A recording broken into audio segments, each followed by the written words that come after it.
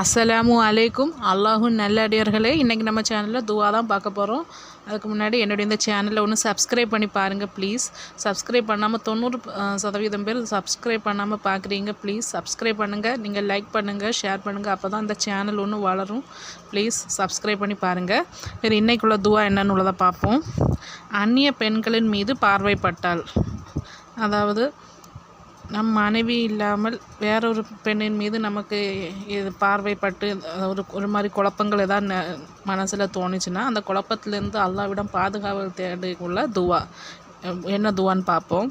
அல்லாஹும்மா இன்னி அவுதுபிக்க மின் ஃபித்னத்து நிசாய்.